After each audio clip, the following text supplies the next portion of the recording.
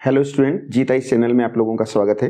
आज आप लोगों के लिए मैं फिर एक नया टॉपिक लेकर आया हूं मॉडर्न हिस्ट्री का, और टॉपिक का नाम है भारतीय राष्ट्रीय कांग्रेस यानी आईएनसी, इंडियन नेशनल कांग्रेस। देखिए, जो टॉपिक है बहुत ही इंपॉर्टेंट टॉपिक है। चाहे सिविल सर्विस के एग्जाम की हम बात करें, आईएएस पीसीएस की, या वनडे एग्जाम की बात करें, तो वहां पर यहाँ से बहुत क्वेश्चन पूछे जाते हैं। तो मेरा एक्सपीरियंस है लगभग 20-22 साल का, उसमें जितने भी क्वेश्चन आए हैं मैं सारे क्वेश्चन आपके साथ डिस्कस करूंगा यहाँ पर और बताता चलूंगा। और जैसे कि आप जानते हैं, मेरे जितने भी टॉपिक होते हैं, मेरे जितने भी लेक्चर आप देखते हैं, तो उससे संबंधित जितने भी इंपॉर्टेंट क्वेश्चन होते हैं तो मैं उसका एक पेपर भी बनाता हूँ। तो अगर आप पेपर देने के इच्छुक हों तो जीत आईएएस के टेलीग्राम चैनल पे आप उसे देख सकते हैं। तो मैं इसे आपके साथ डिस्कस करता हूं।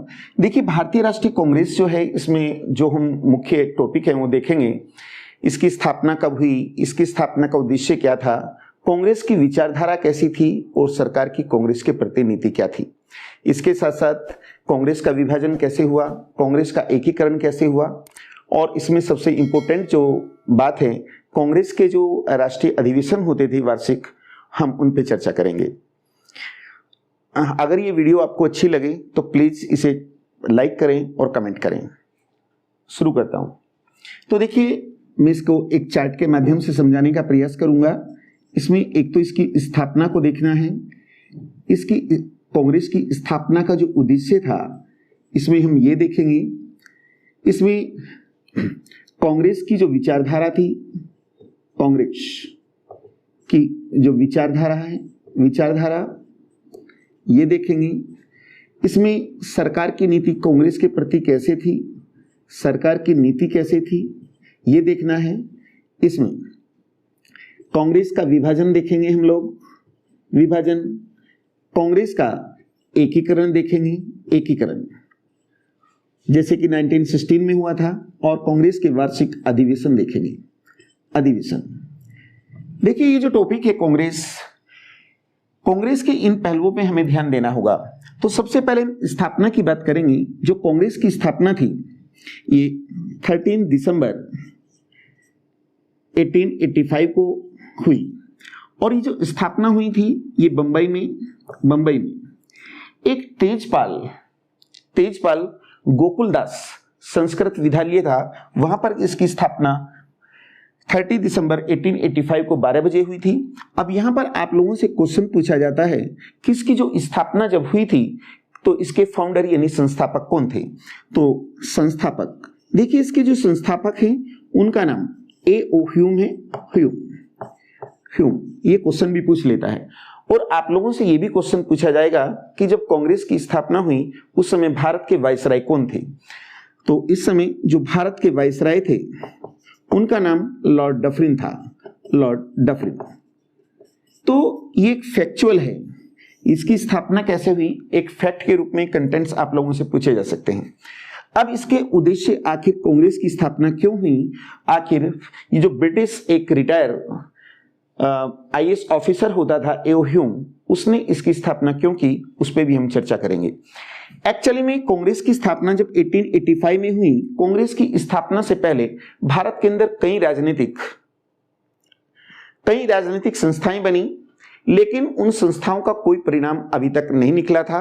तो 1883 की बात थी। 1883 में ये जो A.O. ह्यूम था, इसने कलकत्ता यूनिवर्सिटी के जो छात्र थे उनके समक्ष एक पत्र भेजा, और उस पत्र में लिखा था कि राष्ट्रीय स्वाधीनता के लिए जो तुम अलग थलग होकर प्रयास कर रहे हो, इससे तुम्हें कुछ मिलने वाला नहीं है। तो इसका जो भारतीय शिक्षित वर्ग था उसके ऊपर एक सकारात्मक प्रभाव पड़ा, और अब वो जो शिक्षित वर्ग है भारत का, वो एक राष्ट्रीय स्तर के मंच की आवश्यकता महसूस करने लगा।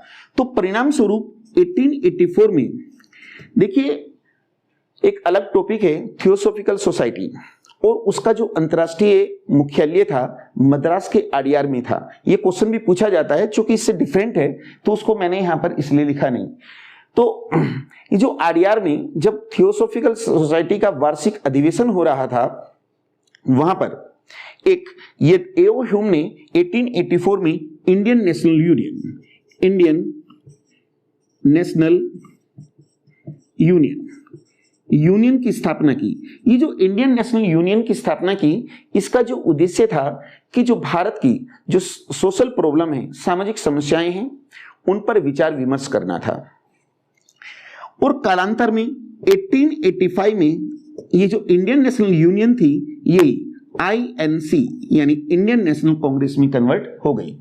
यानी जो इंडियन नेशनल कांग्रेस है, इसकी स्थापना तो 1885 में हुई, लेकिन इसका जो पहला नाम था वो इंडियन नेशनल यूनियन था। ये क्वेश्चन आप लोगों से पूछा जाता है। यहां पर आप लोगों से ये भी पूछा जाएगा कि जो इंडियन नेशनल कांग्रेस है, इसे ये जो कांग्रेस वर्ड है, कांग्रेस ये नाम किसने दिया? तो देखिए, ये दादा भाई नौरोजी ने दिया था। दादा भाई नौरोजी ने नाम दिया। ये क्वेश्चन बहुत इंपॉर्टेंट है कि ये नाम किसने दिया था। देखिए, जो कांग्रेस वर्ड है ये नॉर्थ अमेरिका से लिया गया है। ये नॉर्थ अमेरिका का वर्ड है और कांग्रेस का अर्थ होता है लोगों का समूह। अब देखिए, ये जो कांग्रेस की स्थापना ह्यूम ने की, उसका उद्देश्य क्या था? एक्चुअली में हम लोगों को ये लग रहा है यहाँ पर कि वो भारतीयों के बहुत फेवर में था, इसलिए उसने कांग्रेस की स्थापना कराई। लेकिन यहाँ देखने की बात यह है कि वो बहुत ही डिप्लोमेटिक व्यक्ति था। वो कह कुछ और रहा था, जबकि उसका उद्देश्य कुछ और था।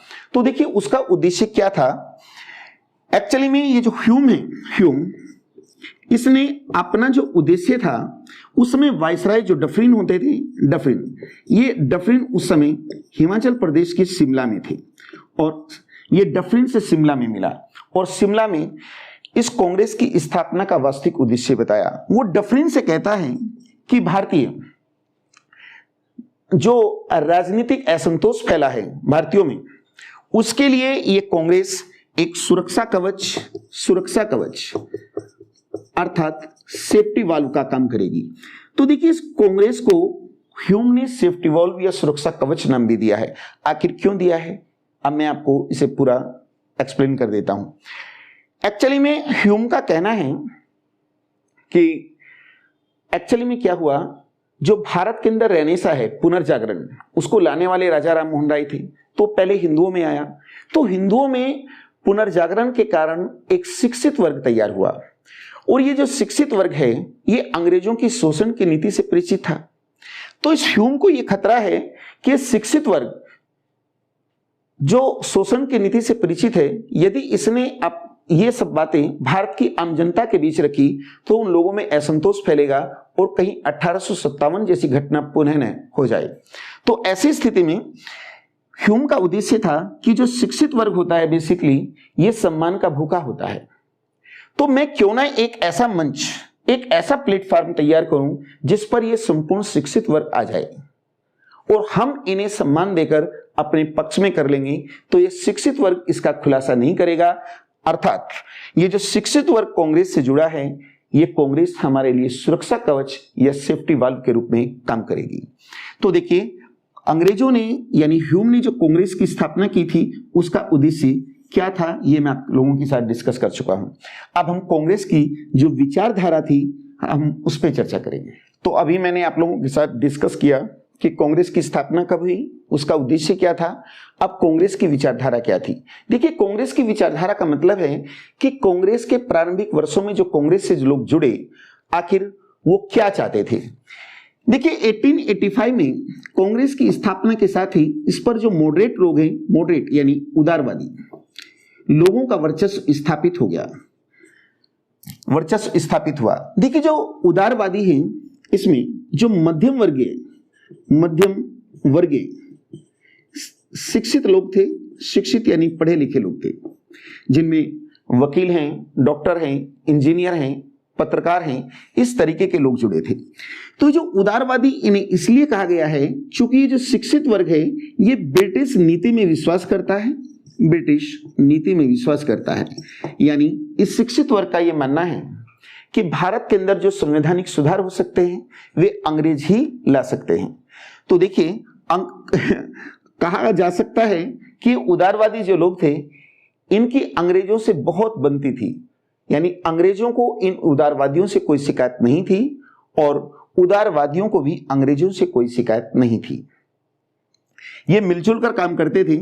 लेकिन 1905 तक आते आते यानी लगभग 20 वर्ष हो चुके हैं और 20 वर्षों में एक तरीके से कहा जाए कि कांग्रेस जवान हो चुकी है, लेकिन कांग्रेस की कोई उपलब्धि नहीं थी।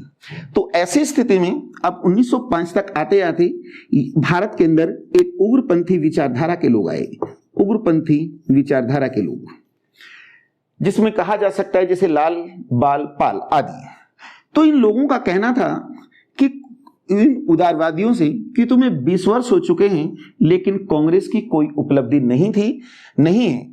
तो इन लोगों में क्या था, कांग्रेस के प्रति असंतोष रहा। लेकिन जब ये कांग्रेस से जुड़े तो इन्होंने सरकार की नीतियों का विरोध करना शुरू कर दिया, सरकार की नीतियों का विरोध करना शुरू किया।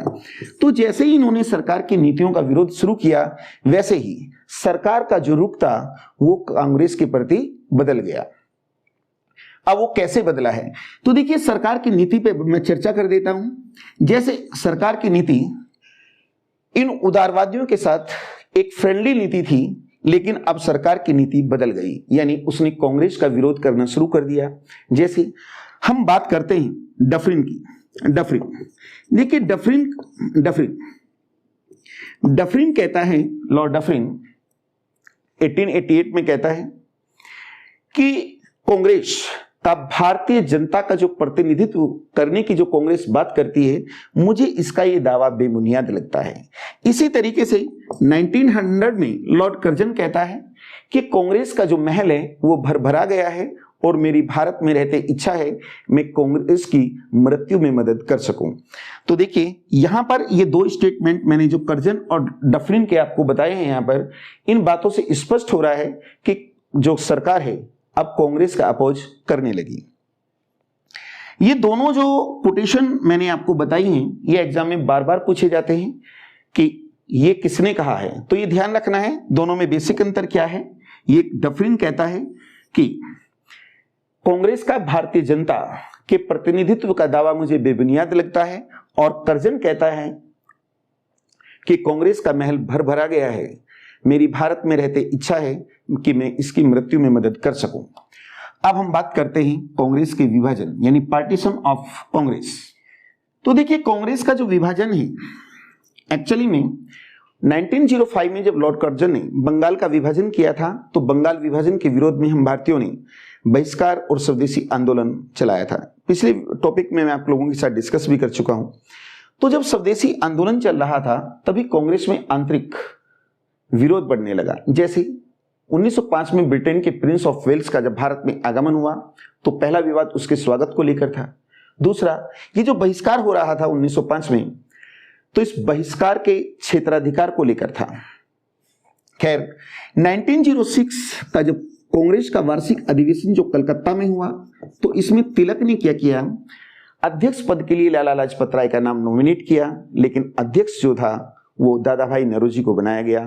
तिलक ने इसका विरोध करना उचित नहीं समझा। 1907 का जो अधिवेशन है जो सूरत में हुआ, वैसे नागपुर में होना था, तो इसमें अध्यक्ष पद के लिए तिलक ने फिर लाला लाजपत राय का नाम नॉमिनेट किया, लेकिन अध्यक्ष रास बिहारी घोष को बनाया गया।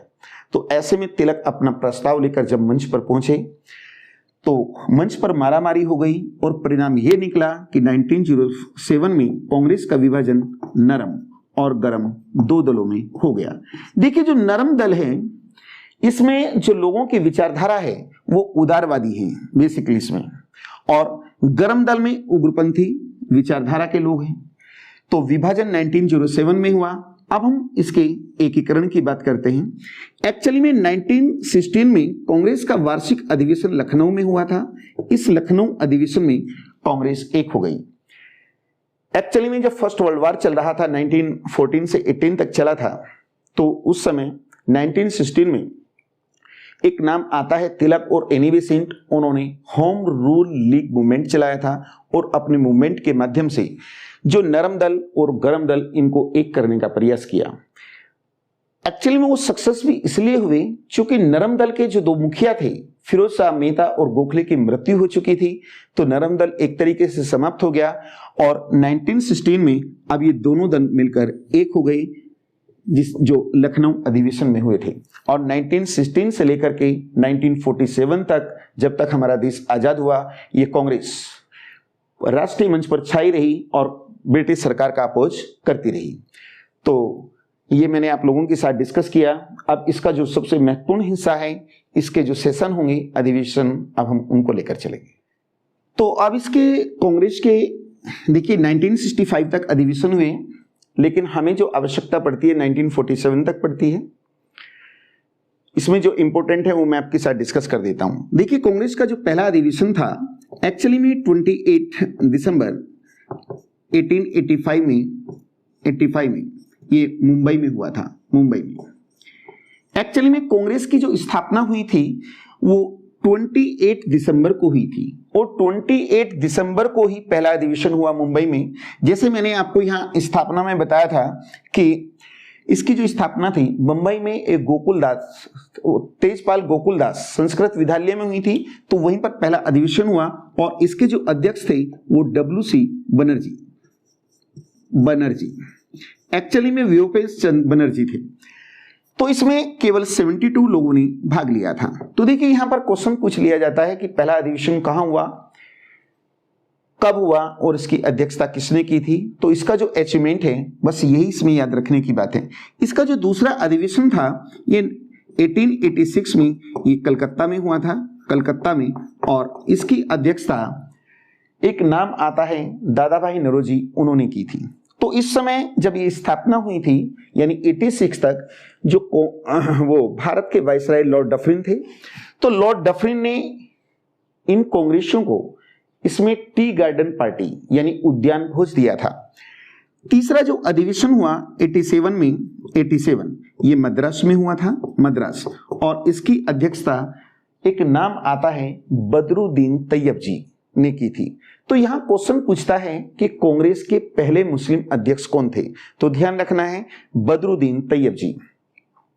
जो चौथा अधिवेशन है 88, देखिए 88 जो हुआ था ये इलाहाबाद में हुआ था, इलाहाबाद में, और इसकी जो अध्यक्षता थी एक नाम आता है जॉर्ज यूले। क्वेश्चन भी पूछा गया है कि कांग्रेस के पहले क्रिश्चियन या ईसाई अध्यक्ष कौन है, तो जॉर्ज यूले।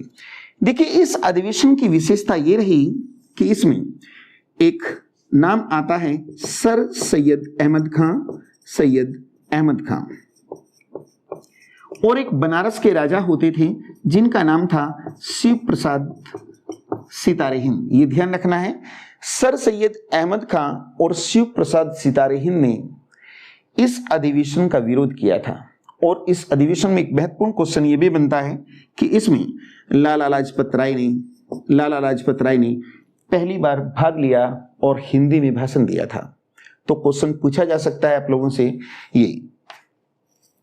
अब इसमें जो महत्वपूर्ण है अब हम लेकर चलेंगे 1905, ये इंपॉर्टेंट बनता है, जो बनारस में हुआ था, बनारस में, और इस अधिवेशन की अध्यक्षता गोखले ने की थी, गोपाल कृष्ण गोखले ने की थी। ये ध्यान रखना है। और ये जो गोपाल कृष्ण गोखले हैं इन्हें विपक्ष के नेता का दर्जा दिया गया था, विपक्ष के नेता का दर्जा दिया गया था। अब 1905 में ही बंगाल का विभाजन हुआ और उस विभाजन के विरोध में एक स्वदेशी आंदोलन चलाया गया था। तो इस अधिवेशन की विशेषता यह थी कि इस अधिवेशन में स्वदेशी आंदोलन चलाने का प्रस्ताव पारित हुआ था। तो अब हम आगे लेकर चलेंगे। 1906 ये कलकत्ता में हुआ था और इसकी जो अध्यक्षता है ये दादा भाई नौरोजी ने की थी। एक्चुअली में जो अधिवेशन है, इस अधिवेशन की विशेषता यह है कि इसमें स्वराज शब्द का प्रयोग पहली बार किया गया।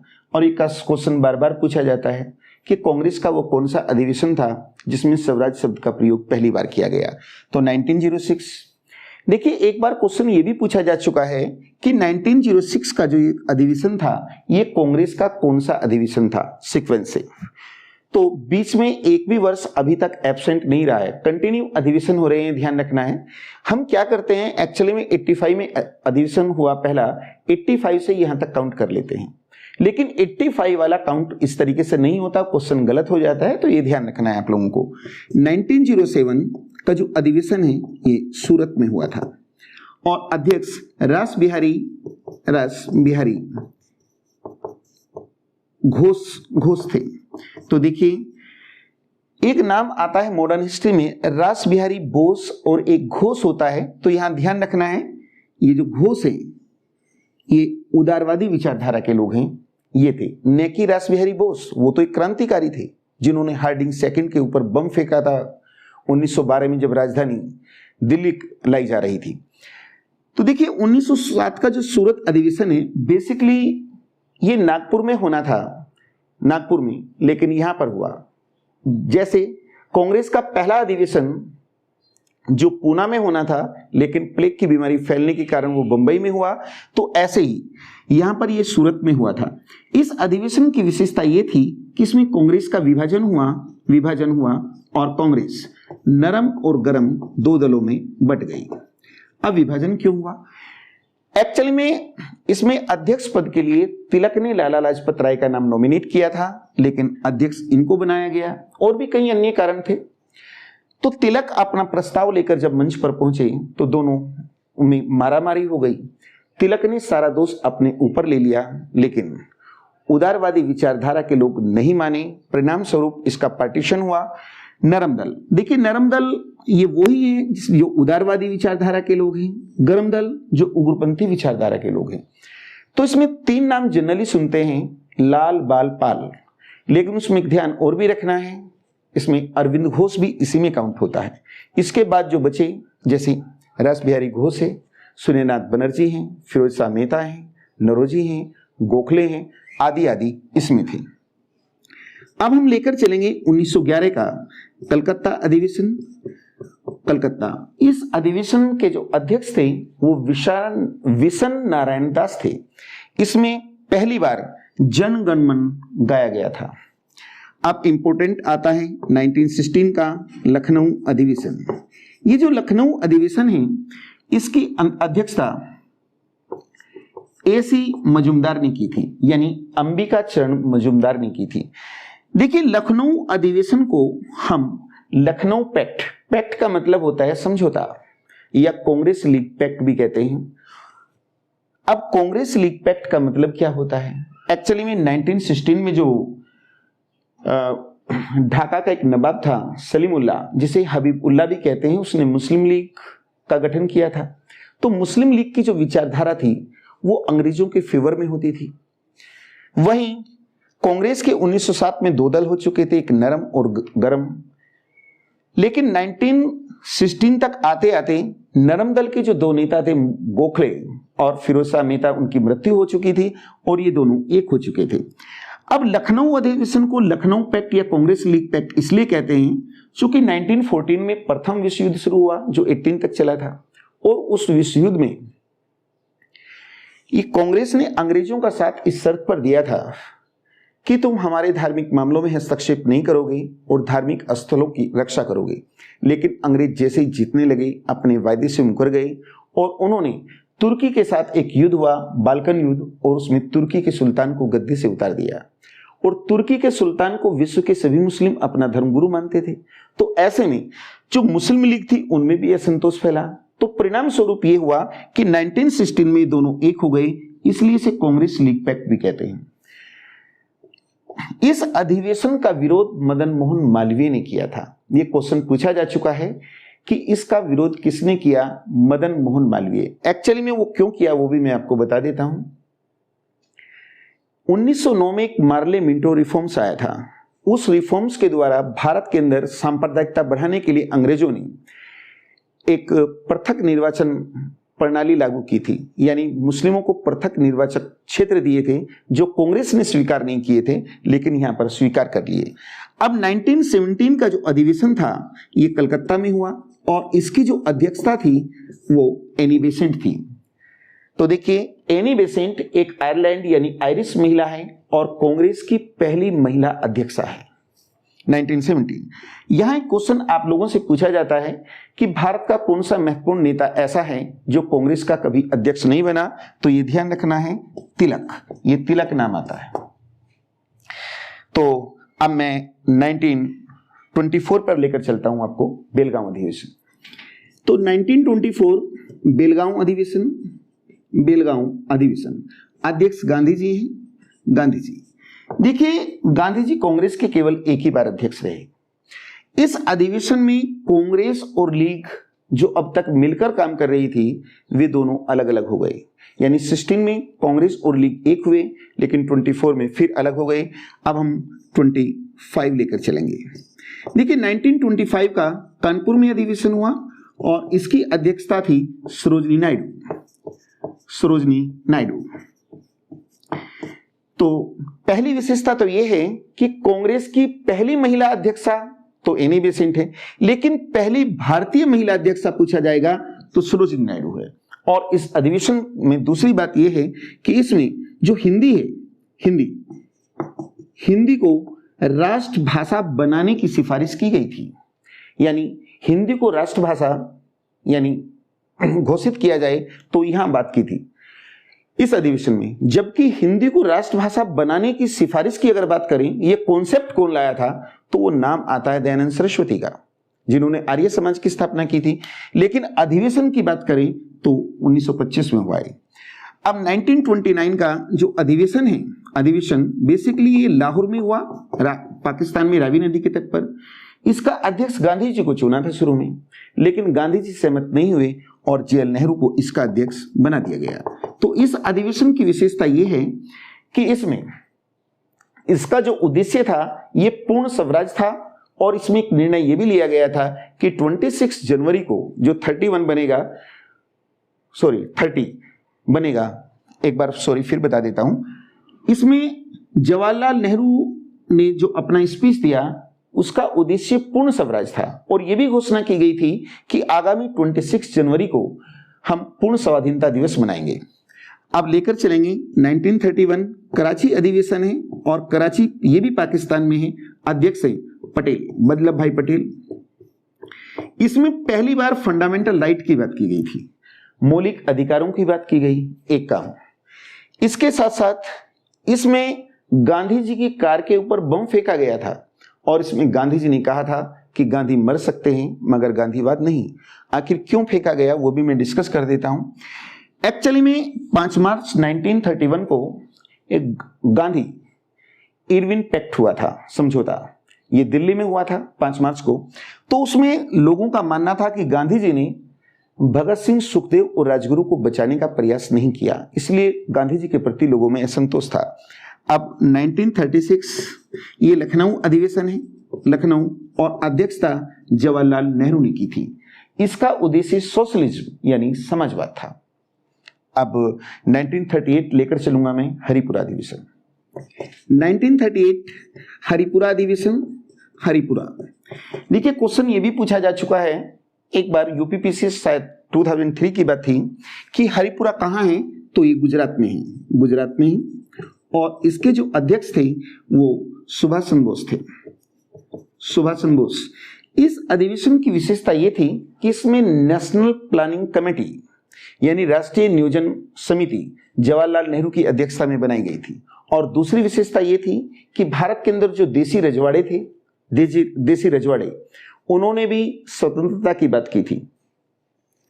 1939 ये त्रिपुरी अधिवेशन है, त्रिपुरी, और ये एमपी में है, जबलपुर के पास, ध्यान रखना है। इसके अध्यक्ष भी सुभाष चंद्र बोस थे, और इस अधिवेशन की विशेषता ये थी कि इस अधिवेशन में पहली बार अध्यक्ष पद के लिए चुनाव हुआ। तो इसमें एक तरफ सुभाष चंद्र बोस थे और दूसरी तरफ गांधी जी के एक प्रतिनिधि थे जिनका नाम सीता पटाभी राय था, पटाभी राय। तो इसमें सुभाष चंद्र बोस की जीत हुई थी। इसमें गांधी जी ने यह भी कहा था कि मेरी व्यक्तिगत हार है। लेकिन जब सुभाष चंद्र बोस अपनी एग्जीक्यूटिव काउंसिल यानी कार्यकारिणी परिषद का गठन कर रहे थे, तो गांधी जी से वैचारिक मतभेद हुआ और सुभाष चंद्र बोस ने त्याग पत्र दे दिया। तो शेष समय के लिए अध्यक्ष डॉक्टर राजेंद्र प्रसाद को बनाया गया। यह क्वेश्चन भी बार बार पूछा जाता है कि किसको बनाया गया शेष समय के लिए, राजेंद्र प्रसाद। अब हम लेकर चलेंगे 1940। ये रामगढ़ में हुआ, और इसके जो अध्यक्ष थे वो थे अबुल कलाम आजाद। देखिए ये 1940 से लेकर 1945 तक अध्यक्ष रहे, और सर्वाधिक समय तक अध्यक्ष यही रहे। चूंकि इन 4 वर्षों में कोई अधिवेशन नहीं हुआ, अधिवेशन न होने का कारण यह था क्योंकि सेकेंड वर्ल्ड वार चल रहा था और सेकेंड वर्ल्ड वार में कांग्रेस के जो बड़े नेता थे, ब्रिटिश सरकार ने एक ऑपरेशन जीरो आवर चलाकर सभी को गिरफ्तार कर लिया था, अर्थात कांग्रेस नेतृत्वहीन हो गई थी। अब हम 1946 ये मेरठ में हुआ था, मेरठ में, और इसके अध्यक्ष जो थे जेबी कृपलानी थे, कृपलानी। और ध्यान रखना है 46 में अधिवेशन हुआ और आजाद जब भारत हो रहा है तो आजादी के समय भी जो अध्यक्ष थे वो भी जेबी कृपलानी थे, जबकि 1947 में जो नवंबर 1947 में जो अधिवेशन हुआ उसका जो अध्यक्ष है वो डॉक्टर राजेंद्र प्रसाद को बनाया गया था। लेकिन यहां ध्यान रखना है, क्वेश्चन बार बार पूछता है कि आजादी के समय अध्यक्ष कौन है, वो जेबी कृपलानी थे। तो देखिए ये टॉपिक मैंने आप लोगों के साथ डिस्कस किया है और छोटी छोटी बातें भी मैंने आप लोगों के साथ डिस्कस की। कांग्रेस को बनाने का जो उद्देश्य आदि था, जो जहां एक कॉन्सेप्ट था, वो भी मैंने आप लोगों को डिस्कस किया है। तो टॉपिक कंप्लीट हो गया है। अगर ये वीडियो आपको अच्छी लगे तो प्लीज़ लाइक कीजिए, कमेंट कीजिए। Thank you.